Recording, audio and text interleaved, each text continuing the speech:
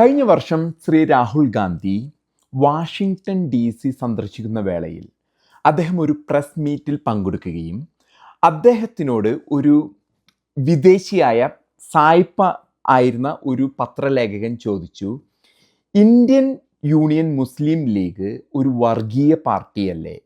എങ്ങനെയാണ് താങ്കളെ പോലെയുള്ള ഒരു സെക്യുലർ മതേതര പാർട്ടി അവരെ ഒരു സഖ്യകക്ഷിയായി ചേർത്തിരിക്കുന്നതെന്ന്. അപ്പോൾ നമുക്ക് രാഹുൽ ഗാന്ധിയിൽ നിന്നും അദ്ദേഹം അങ്ങനെ ഒരു ചോദ്യം വന്നപ്പോൾ തന്നെ നേരെ നമുക്ക് കാണാൻ സാധിക്കും അദ്ദേഹം വിഭ്രാന്തിയിലായി. അദ്ദേഹത്തിന് ഉത്തരമില്ല. കാരണം ഇന്ത്യൻ നാഷണൽ മുസ്ലിമിൽ തന്നെ മുസ്ലിം ലീഗ് എന്നുള്ള പേര് വെച്ച് അദ്ദേഹം എങ്ങനെ ന്യായീകരിക്കുമെന്നാണ് അവിടെ കൂടിയിരുന്ന ജനങ്ങളും പത്രക്കാരും നോക്കി കണ്ടത്. സ്വാഭാവികമായിട്ടും അദ്ദേഹത്തിൽ നിന്നും ആ സമയത്ത് വന്നത് ബബ്ബ എന്ന് മാത്രമാണ് കണ്ടത്. ഇനി നമ്മൾ കേരളത്തിന്റെ സാഹചര്യം എടുത്ത് അതിനെപ്പറ്റി ചിന്തിക്കുമ്പോൾ ഒരു മലയാളിയോട് പറയുകയാണ്, ഇന്ത്യൻ യൂണിയൻ മുസ്ലിം ലീഗ് മതേതര പാർട്ടിയാണെന്ന് പറഞ്ഞാൽ ആരൊക്കെ ഇന്നത്തെ കാലഘട്ടത്തിൽ അത് വിശ്വസിക്കും? നമുക്കൊന്ന് ഘട്ടം ഘട്ടമായിട്ട് ഇതിനെ ഒന്ന് ബ്രേക്ക് ഡൗൺ ചെയ്ത് നോക്കാം. ഏതൊരവസരത്തിലും മുസ്ലിം ലീഗ് കേരളത്തിൽ അധികാരത്തിൽ വന്നാൽ അന്ന് വില പേശുകയും ഉള്ളതെല്ലാം അവർ നേടിയെടുക്കുകയും ചെയ്യും. അതേത് മുഖ്യമന്ത്രിയാണെങ്കിലും നമ്മൾ കഴിഞ്ഞ അവസരത്തിൽ ഉമ്മൻചാണ്ടിനെ തോക്കും ചൂണ്ടി ചെയ്യുന്ന പോലെയാണ് അവർ 5ാം മന്ത്രിസ്ഥാനം ഏറ്റെടുത്തത്. ഇനി ഈ മന്ത്രിസ്ഥാനം ഏറ്റെടുത്തതിന് ശേഷമുള്ള അവരുടെ പ്രവൃത്തികൾ നമുക്കൊന്ന് നോക്കാം. ഓരോ മന്ത്രിക്കും 20 സ്റ്റാഫ് വെച്ചുണ്ടാകും. അങ്ങനെ 20 സ്റ്റാഫ് 100 സ്റ്റാഫ് മുഴുവനായിട്ടും മുസ്ലിം മതവിഭാഗത്തിൽപ്പെട്ടവരായിരിക്കും അവർ സ്റ്റാഫായിട്ട് എടുക്കുക. വേറൊരുത്തനെയും അവർ അവരുടെ പേഴ്സണൽ സ്റ്റാഫിലേക്ക് എടുക്കുകയില്ല. തന്നെയുമല്ല, ഈ വരുന്ന വകുപ്പുകളിൽ വരുന്ന എന്തെങ്കിലും കോൺട്രാക്റ്റോ അങ്ങനെയുള്ള കരാറുകളോ മറ്റോ വന്നു കഴിഞ്ഞാൽ അപ്പോൾ തന്നെ അത് പോകുന്നത് മുഴുവനും മുസ്ലിം വിഭാഗത്തിൽപ്പെട്ട വ്യക്തിക്കായിരിക്കും ഈ മതേതര പാർട്ടി ആ കരാറുകൾ നൽകുന്നത്. അവരാണ് ഈ കരാറുകൾ ചെയ്യാൻ പോകുന്നത്. ഇനി അതിനുശേഷം നമുക്കൊരു അനുഭവത്തിൽ നിന്നുള്ള വെളിച്ചത്തിൽ കാണാം. കഴിഞ്ഞ കാലഘട്ടത്തിൽ ഇബ്രാഹിം കുഞ്ഞ് പൊതുമരാമത്ത് വകുപ്പ് മന്ത്രിയായിരുന്ന കാലഘട്ടത്തിലുള്ള പാലാരിവട്ടം പാലത്തിന്റെ നിർമ്മാണം നമുക്കൊന്ന് നോക്കാം.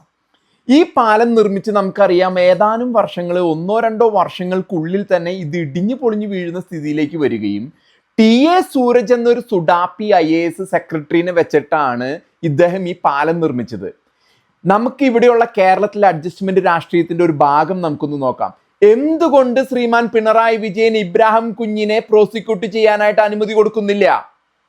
അതാണ് നമ്മളുടെ കേരളത്തിൽ ഇന്ന് നമ്മൾ സംഭവിച്ചുകൊണ്ടിരിക്കുന്ന ഏറ്റവും ശോചനീയമായ അവസ്ഥ.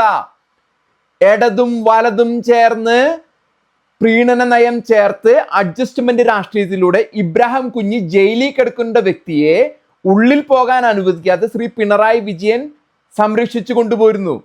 അതും ഈ മതേതര പാർട്ടിയുടെ പങ്കാണ്. അവർക്കൊന്നും ഇതിനോടൊരു പ്രതിബദ്ധതയൊന്നുമില്ല. കിട്ടുന്ന കാശ് അപ്പാപ്പ എടുത്തുകൊണ്ടു പോവുക, അതോടൊപ്പം തന്നെ സംസ്ഥാനത്തെയും രാജ്യത്തെയും മുടിപ്പിക്കുക. എന്തുകൊണ്ടാണ് ഈ പാർട്ടി ഏതെങ്കിലും ഒരു ദൃശ്യമാധ്യമങ്ങൾ വരുന്ന അവസരത്തിൽ അവരുടെ കൊടിയുമായി പുറത്തു കൊണ്ടുപോകാൻ പറ്റാത്തത്?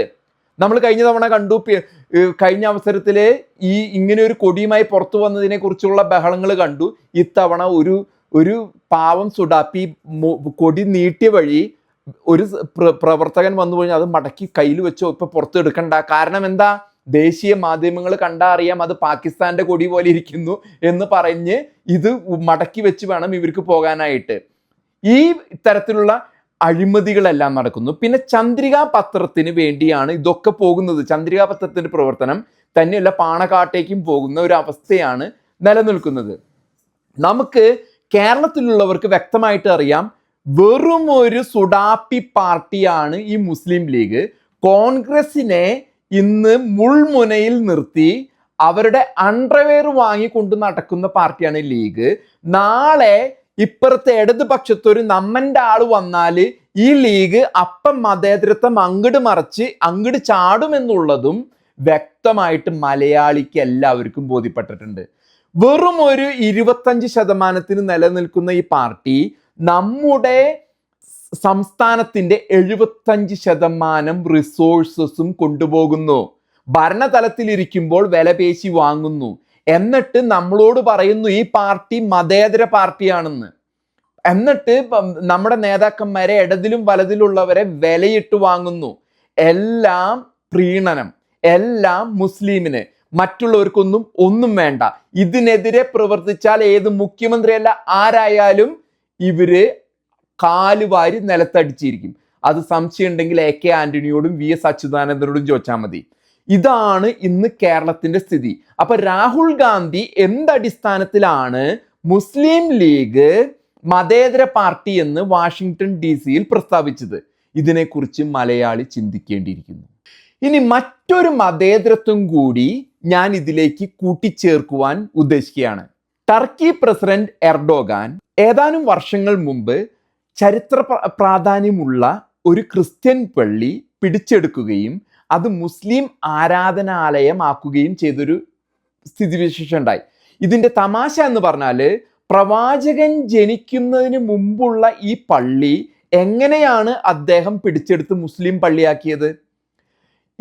ഈ ഒരു വിഷയം ഒരു അന്താരാഷ്ട്ര വിഷയമാണ്, നമുക്ക് ആർക്കും ഇടപെടേണ്ട ആവശ്യമില്ല.